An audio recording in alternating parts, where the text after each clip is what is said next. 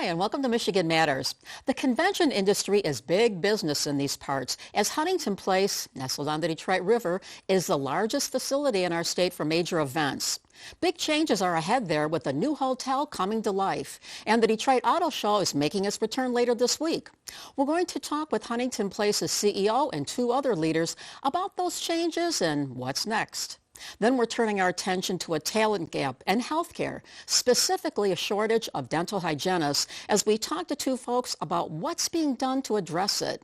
It's a show about the convention business and addressing a healthcare gap. Let's get started. From CBS Detroit, this is Michigan Matters with Carol Kane. Michigan Matters is brought to you in part by Cure Auto Insurance. We're so pleased to welcome Bryan Crowe, CEO of Huntington Place, who we've been trying to get here since he's been here for 2 years. We've been trying. Thank you for being here. Yeah, glad to be here. Our friend Becky Bixby, who is the Executive Director of Venue Operations, and Douglas Trueblood, who is the Executive Director of Revenue and Guest Experiences. All you folks are working over at Huntington Place. Thank you so much for being here. Yeah, thank you for having us. Well, the Huntington Place is a major part of our convention business here throughout our whole region, basically. And Bryan, let me ask you first. We've got the auto show making its return later this week. And how long, in bygone times, they would be setting up for months on this. But in the current state of the show and everything going on, when did they start setting up for it? Right about mid-December, the process starts for them to load in and move into the convention center. And as you mentioned, that we used to have much longer lead-in for the move-in. It's actually great for, I think, everybody in that it gives us more opportunity to attract more events to the building in those months. So our fall is full of other activity, meetings and conventions and activities are taking place. We couldn't even accommodate an early move-in for them if we wanted to. It came to a standstill, really. And Becky, I know you've been with Huntington Place now 4 years. Well, congratulations. You there. So there's been changes with the show. There's new leadership. Sam's the new executive director. And I know, having gone through the yin and yang of the auto show, what do you think is going to be different this time? Well, they do have 40 brands this year. The immersive and interactive experiences are always a hit. So they are expanding on those. They have a Michigan Overland Adventure that has 9 brands in it this year. That's going to be exciting. Yeah. Visit Detroit is sponsoring an interactive, family-friendly experience down in the atrium. But the one I'm excited about is the Route 66 Centennial Exhibition.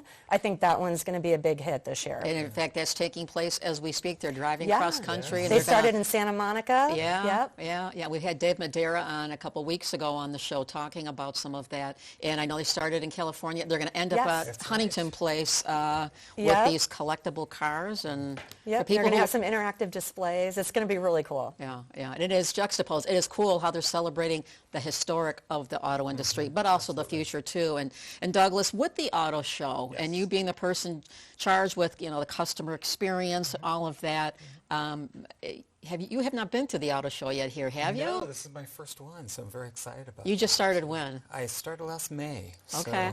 So my first winter too, so And get used to what's happening. You got a little small taste of it starting out here in these first few weeks of winter, which are like, oh my God, it truly is winter.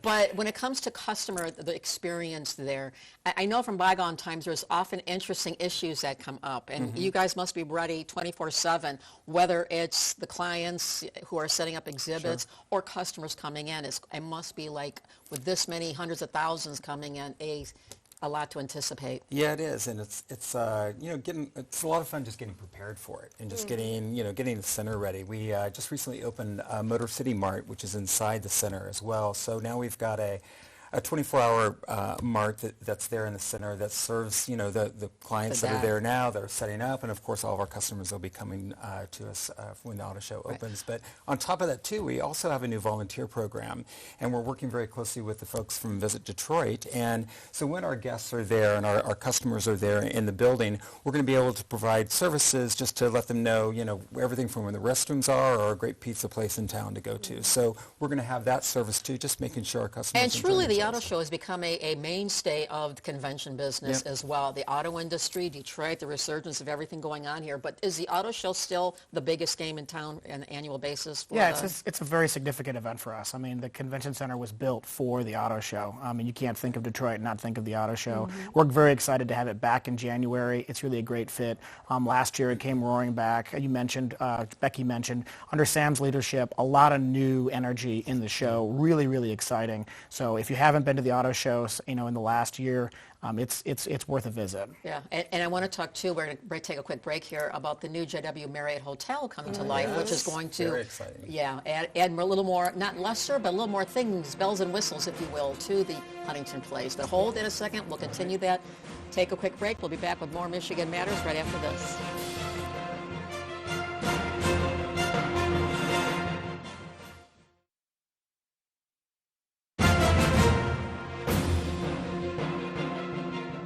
Welcome back to Michigan Matters. We're talking with Bryan Crowe, Becky Bixby, and Douglas Trueblood of Huntington Place about the big event coming up this week, the Detroit Auto Show, and also a little bit about this convention center. And Bryan, who actually owns Huntington Place? So the convention center is owned by the city of Detroit, but under a long-term lease with the Detroit Regional Convention Facility Authority. And that's been in place since like 2009. So we're a state-created authority to own and operate and make improvements to the convention center. Okay, and we were all together in the summer when they had the Detroit People Mover station groundbreaking with the hotel, the JW Marriott, which is going to be right there. And Douglas, you just got here from New York City not long ago.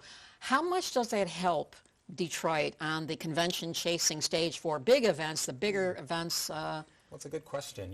It's interesting in the convention business. Our convention center, being the 16th largest in the country, is actually the largest convention center that did not have a hotel attached to it. So here we are having a very large convention center and being able to attract people into Detroit, but at the same time we didn't have enough hotels to really service all of them. So one of the things that we're out there doing, working with Visit Detroit, is promoting the center and promoting, of course, the city of Detroit. And now that we've got a hotel and another 600 rooms, it's going to be a big bonus for us. And also attached to the convention center is going to be a big plus too. And Becky, you were here too when we had that 2024 NFL draft, which was truly a community effort of leaders coming together. The Gilberts, the Fords, the Illiches, everybody throwing in with Visit Detroit and you folks and everybody. To get that, and they got it, and it went off without a hitch. How much does something like that help in terms of raising the profile of Detroit on this convention / big event stage? Immensely. One of the hurdles we have to come over is the reputation of Detroit. And during the NFL draft, we just shined. Yeah. I mean, it looked amazing on TV. And so I think people took notice and was like, whoa, what's going on with Detroit? Yeah. There's a lot of things happening there. Right. Are there other big events coming up after the auto show? I know there's many other things coming up here. Any other thing to mention, other events? Yeah, well, you mentioned the JW Marriott Water Square project, which will come online in early 2027. That was a key component to having Detroit be able to secure the NC2A Final Four that's coming here in the spring of 2027. So they needed more first-class quality rooms in the downtown area. Our project enables that to happen. It represents a portion of about a $500 million investment the authority is making in Huntington Place and the surrounding area. We're connecting Congress to the riverfront by reopening 2nd Avenue and doing an expansion of the convention center in order to connect to the new hotel. So we have a lot going on. If you come down and around the convention center on that backside, you'll see a lot of construction. We're going to be on construction for about the last 2 years, and we will be for about another 2.5.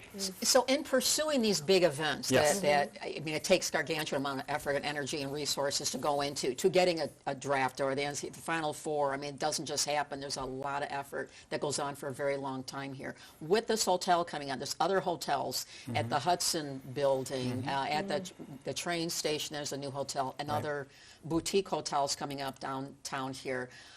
How do you guys work with Visit Detroit and others when they're saying, okay, it may be pie in the sky, but let's see if we can possibly go for another Super Bowl or an Olympic or one of the political campaigns, their national convention type thing here. How do you guys work with them? One thing that working with Visit Detroit is out there really promoting the destination. And part of the destination, of course, is Huntington Place. And so between the two of us, we're out there really looking at shows way in advance. So we're looking and talking to associations in 2030, 2031. To be honest with you, 26, 27, we're actually full. We're actually at pretty much at capacity. So we're really working, down the road. And as we are doing that, working with the planners in the city to bring more hotels into the city. So as we keep bringing those online, it just gives us more to sell, and it just makes Detroit more and more popular. There would be a little dispute that Detroit is a hot spot of cities and places to visit. From tourism dollars, we've had Claude Molinari and others on talking about that. It's a hot spot.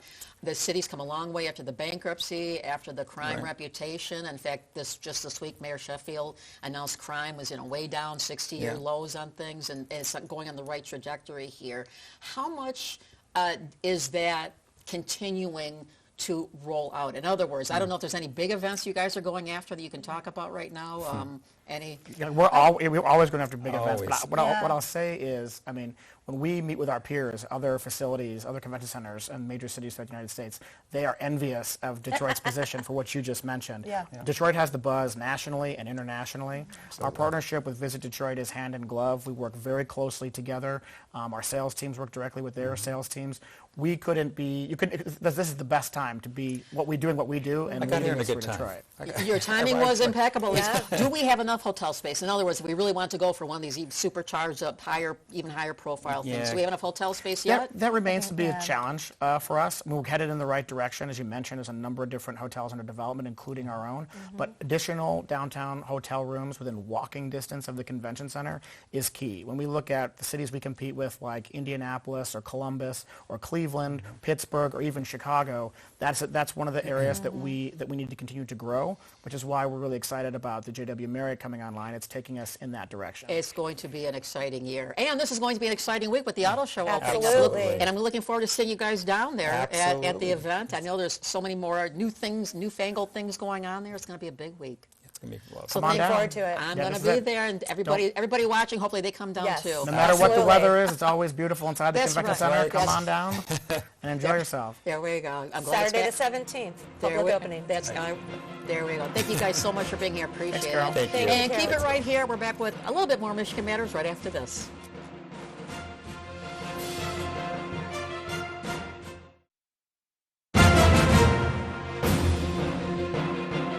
Welcome back to Michigan Matters. We're pleased to welcome Margaret Trimmer, who is the Vice President of Strategic Partnerships for Delta Dental of Michigan, Ohio, and Indiana, one busy lady, and Dr. Carla Jones, who is a dentist, who are both working to help raise the importance of dental health, and here to talk about an issue that's plaguing the industry right now. But it's so good to have you guys here. Thank you for being here. Thank you for the opportunity. Well, Margaret, last time you were here, you were celebrating that the state had just changed requirements for children in pre-K to have dental assessments before they started school, as they do for vision and other things, right?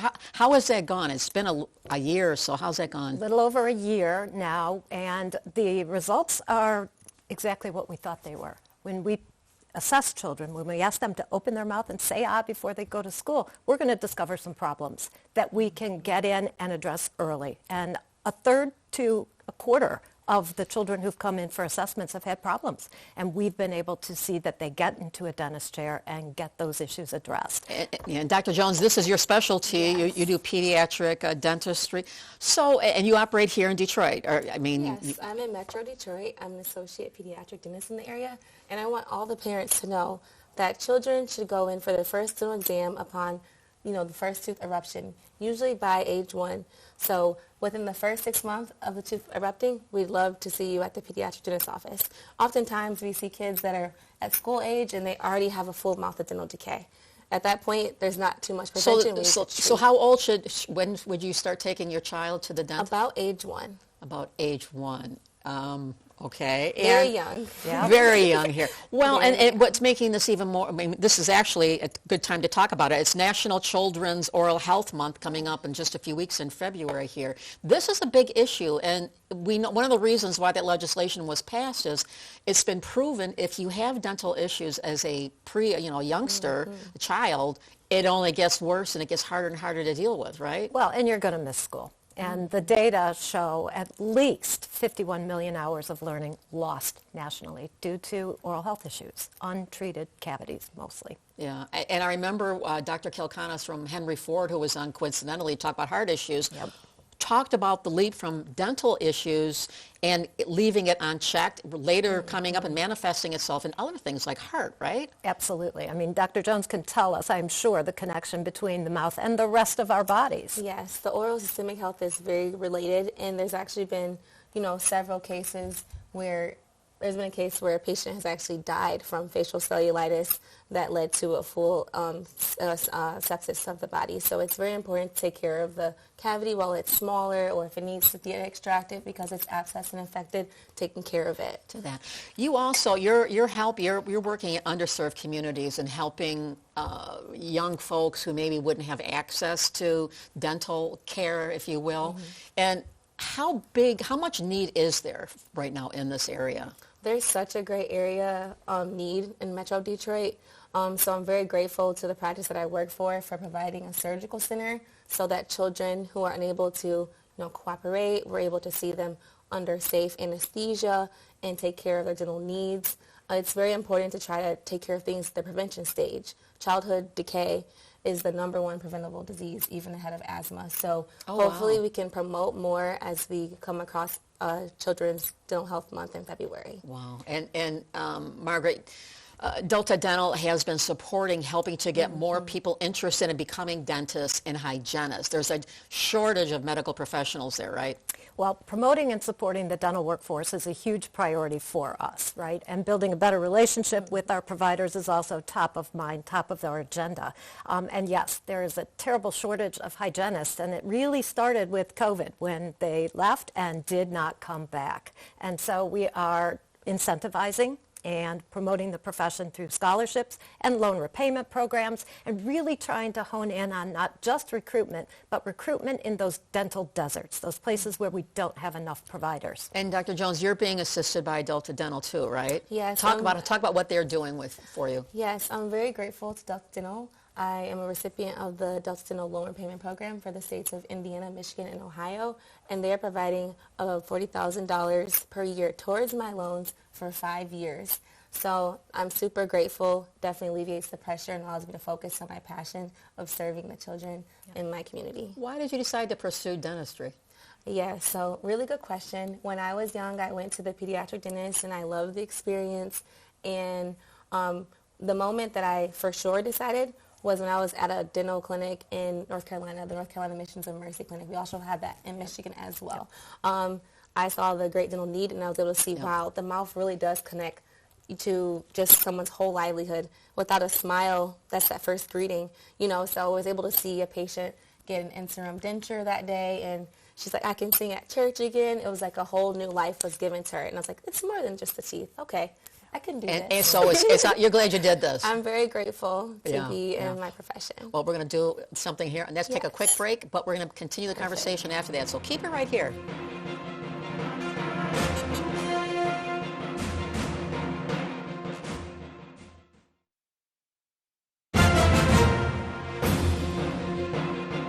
We're back. I'm talking with Margaret Trimmer of Delta Dental and Dr. Carla Jones, a dentist, who are working to raise the profile of the importance of dental health and also need for more practitioners, specifically dental hygienists. So we were talking before the break a little bit about helping to fund education for hygienists. Is dentists too, or just hygienists? Well, we certainly want to incentivize dentists to practice in high needs areas, and that's probably the biggest focal point when it comes to our dentists. When it comes to hygienists, we need them everywhere, and the shortage is acute. Why do you think people aren't going into these fields? We mentioned during the pandemic, which is understandable, that people would be, a lot of people left the profession for all medical things, but why has the void still continued? Well, there's actually quite a lot of demand, and a lot of young people do want to go into hygiene, but there are limited seats available in the hygiene schools. And you need dentists who can teach in those programs, and they're practicing in their practices. And so there's a bit of a mismatch in terms of how many seats are available, but also we're trying to incentivize a more diverse workforce as well as more plentiful. Dr. Jones, you have been like a superstar student all the way through. You were in dental school 17 here. You're operating here and working throughout Detroit and helping lots and lots of young people here. I'm going to assume that because of the fact you're so high profile, that you have been helping raise the profile within the student community, whether maybe not even just in Detroit, but other places as well. Have you been an ambassador for the industry? I would say so. When I was a dental student, I was the national president of the Student National Dental Association, and we had a lot of combined program with the undergrad Student National Dental Association to build that bridge and allow the students to receive funds and opportunities to be around dental students and see dentists, shadow, network, and feel like it's possible. He did it, she did it, and I can too. So even now as a pediatric dentist, I like to shape the oral trajectory of the child and also let them know that it's possible for them to become a dentist as well. So if I see a child taking interest in dentistry and they want to see, like me, I use the instruments, I want to let them see the mirror, let them kind of explore, especially if they have a sibling. So I've really been, trying to encourage people, especially people that look like me, and into this field so we can continue to increase the diversity in dentistry. It kind of gets back to that old saying, if you see it, you can be it type of a thing here. Only 4% of American dentists are black, and our population is more like 13% black. So there's a mismatch, and especially, again, in high-needs areas, in poor urban communities, rural communities. We just need to be attentive to the cultural match. If someone is interested, Margaret, in the program that you have, is this something they apply to it? Or is this something the school that they apply to go to dental school? I mean, how does that work? We are getting the word out to the dental schools. We are getting the word out to our high schools. How did you find out about it? I believe I may have saw it on Facebook. Yep, social media. I think it was Big definitely time. social media, and I was like, okay, I'm definitely going to apply. And I prayed about it, worked very hard in the application, and I'm very grateful to be She's a recipient. standout. Among our awardees, definitely a standout. When it comes to pursuing a medical career, this is one of the drawbacks in the medical profession. I know people, in fact, who went on to become physician's assistants because the cost is so much less from a tuition standpoint than if you go on to pursue getting an MD or a DDS. I mean, it's all of that. That's got to be daunting, too. Oh, absolutely. I mean, hygiene is a great entry point. Dental assistants, dental therapists we now have How in much Michigan. schooling is involved with some of this? I mean, you can get into the practice with a 2-year program, not as a dentist, of course, but you can get in as a dental assistant, even hygienist. There are 2-year programs, or up to 4-year programs. U of M, I think, still has a dental hygienist program, 4 years. It's tough. It is tough. So the other thing that we're hearing over and over again is the wait times to get into these programs, be it nursing, be it hygienist, be it medical. It's amazing when I hear people saying, well, we couldn't possibly take, it would take us 5 years to take all the young folks applying for the programs to get them in, right? And that's the issue when we talk about the demand is there. I mean, we constantly want to keep it as a top-of-mind career option for young people, but they know it's a good job. But getting in, it's very tough. Where did you go to school? Yes, I'm a graduate of North Carolina A&T from a Bachelor of Science in Biology. That was in Greensboro, North Carolina. Next, I went on to University of Michigan to obtain my Doctor of Dental Surgery and my Master of Science and Certificate in Pediatric Dentistry. So in total, that was 10 and a half years of schooling. And you're wearing blue, so I'm waiting to hear go blue. So when it comes to dentistry, besides, someone seeing what you do, like a young person who's in the chair and they're curious about it, if somebody's watching this, let's say there's a parent or grandparent or neighborhood saying, I think that little Johnny down the street would be good at this, what advice would you give somebody watching to say, if your child exhibits this, they ought to consider it? We got about 30 seconds. Very good. So I would say work on hand skills. So find a hobby or activity that can cultivate those hand skills, get good grades. That's very important to getting into dental school.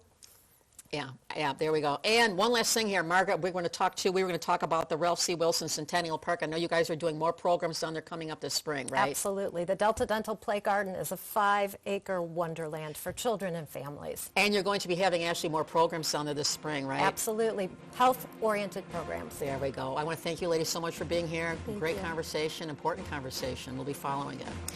Thanks for being here. And thanks you at home for tuning in. Enjoy the rest of your day. We'll see you next Sunday for a little bit more Michigan Matters.